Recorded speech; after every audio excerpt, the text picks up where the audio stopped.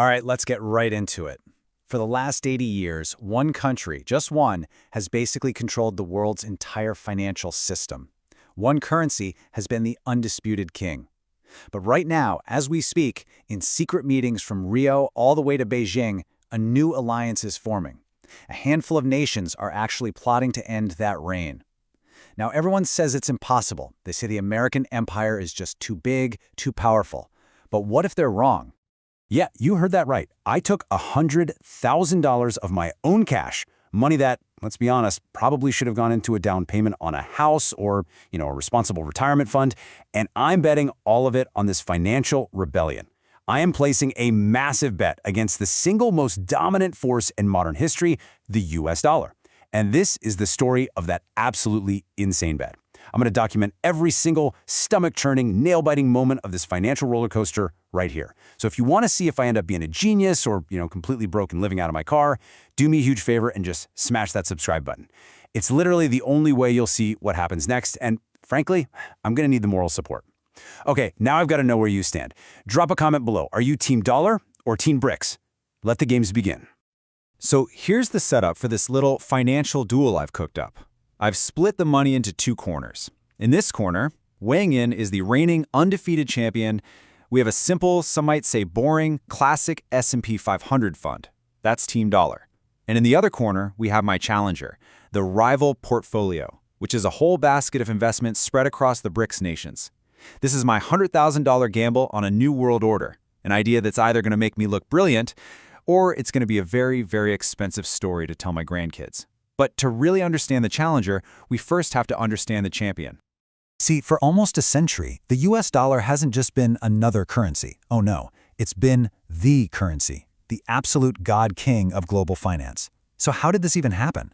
Well, the official story involves a lot of really confusing terms like Bretton Woods and petrodollars, which honestly sound like they were invented just to make normal people fall asleep in economics class. But the real story? It's actually a high-stakes drama full of power, betrayal, and, yeah, a whole lot of oil. So how on earth did we get here? Well, the dollar's rise to power is basically a four-act play. Act 1, 1944. World War II is over, and 44 nations get together and pretty much crown the US dollar as king. It was stable, it was backed by gold, it was solid. But then comes the betrayal. Act 2, 1971. President Nixon just decides, unilaterally, to sever the dollar's link to gold. This was the Nixon shock. All of a sudden, the king has no clothes, but he absolutely refused to give up his throne. So, to lock down his power, the US cuts a deal with OPEC to price all oil in dollars. And bam! The petrodollar was born. If you wanted oil, you needed dollars, period. But the final straw, Act 4, came in 2022. The US weaponized the dollar, using sanctions to cut entire countries off from the global financial system. And that's when the world realized the king could also be a tyrant. And if you want to know the attitude at the time, this one quote tells you everything you need to know. After the Nixon shock, foreign leaders were, freaking out, and the US Treasury Secretary basically told them, deal with it. That one sentence right there explains why so many countries today are desperately looking for an exit ramp. It's been their problem for 50 years, and they've just had enough. And that brings us to the challengers, an alliance of nations that we call BRICS. Now, while the media is busy focusing on a million other things, these countries have been quietly meeting, most recently in Brazil, and they are planning their next move. And this isn't just another boring summit with handshakes and photo ops. Think of it more like a council of war, specifically to plot the downfall of King Dollar. So who are these challengers? Well, these are the countries I've bet my $100,000 on. Together, they represent a massive chunk of the world's population and its economy, and they are just plain tired of playing by someone else's rules. This logo, it isn't just for some conference. It's the banner for a full-blown financial revolution. Let's just take a look at the roster here. You've got the founding five, right? Brazil, Russia, India, China, and South Africa. But just look at this expansion. They just added Indonesia as a full member, and a whole slate of new partner countries. This isn't some small exclusive club anymore. It's growing. This is a global movement. This is Team BRICS, and they are gaining some serious strength. Okay, so you've assembled your team of financial avengers. That's great, but how do you actually take down a literal financial god king? Well, you don't do it with angry speeches and press conferences. No, you do it with a secret, multi-pronged attack that, and here's the crazy part, is already underway. And their first move? It's happening in the shadows. The mainstream news is barely covering it. Central banks all over the world are secretly, quietly, dumping their US dollars. The dollar's share of their rainy day funds has literally plunged by 10 percentage points in less than a decade. We're talking about hundreds of billions of dollars actively moving out of the US system. So where is all that money going? It's not just disappearing into thin air. They're buying something. And what they're buying is gold. Just look at this chart. Since the US really started weaponizing the dollar back in 2022, central bank demand for physical gold has more than doubled. They are hoarding it at record rates. Now, this isn't just, simple diversification. This is preparation. They are preparing for something big.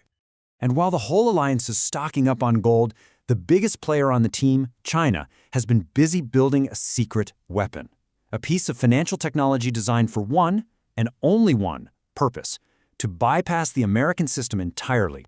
It's called SIPS. It sounds super boring, I know, but think of it this way. For decades, pretty much every single international money transfer has gone through a system called SWIFT, which the US basically controls. SIPS is a parallel highway. It's a Chinese-built system that lets countries trade with each other without ever touching a single US dollar or the US banking system. It is, for all intents and purposes, the SWIFT killer. And if you think this is just some little side project, some small-time experiment, think again. This year alone, SIPS is on track to process $25 trillion.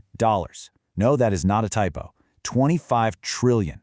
This isn't a test run anymore. It is a fully operational parallel financial universe, and it is growing at lightning speed. So let's look at the tail of the tape here, the pre-fight breakdown. In this corner, the reigning champ, the US dollar. Its strengths: it has massive, deep, liquid markets, and it's still the world's #1 reserve currency. Its weaknesses: the constant risk of being weaponized through sanctions and America's just staggering national debt. And in the other corner, the challenger, the Chinese renminbi. Its strengths: it's backed by the world's second-largest economy, and it's being used more and more in the oil trade, the so-called petro-yuan. But its weaknesses are huge. Strict government controls mean you can't just freely move your money, and there's a ton of political risk. It's a true clash of the titans. Okay, so the rebellion is real, the plan is in motion. My $100,000 bet on Team BRICS is looking pretty smart right about now, right? Well, this is where the story gets a little more complicated. Because here's the plot twist. While the dollar's role as a store of value, what countries put in their savings accounts, is shrinking, its role as a medium of exchange, the money people actually use day-to-day to buy and sell stuff, has actually grown. Its share of global payments has soared to 47%, and it's mostly been eating the euro's lunch. So countries might be saving less in dollars, but they are using them more than ever before. And the hard truth is, all the challengers, they have their own massive problems. Japan is just drowning in debt. China's currency isn't freely convertible. The government can basically trap your money whenever it feels like it. And the euro? It's a monetary union without a fiscal one. I want you to imagine 19 different people all sharing one bank account, but none of them can agree on a budget. It's just total chaos. Nobody is actually ready to be the new king. So what's the real verdict here? Well, it's not some dramatic overnight revolution. It's more like a death by 1,000 cuts. The experts are calling it a gradual but undeniable shift. The dollar isn't going to collapse tomorrow, but its empire is, without a doubt, slowly, steadily eroding. The world is becoming more multipolar. Which, of course, brings us back to the most important question of all. Did my completely reckless, financially irresponsible $100,000 bet actually pay off? For the last 30 days, I have been watching these markets, sweating through my shirts, and questioning every single life choice I've ever made. So, the moment of truth. Did I strike gold, or am I about to be calling my mom for a loan?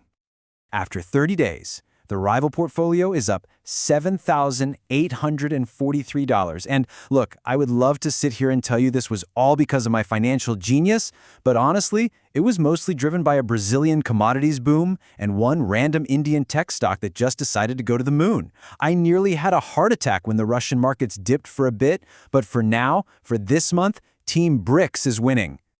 But my little short-term win isn't the real story here. The real story is that the very foundation of the global financial system is shifting right under our feet. It's not happening overnight, but believe me, it is happening.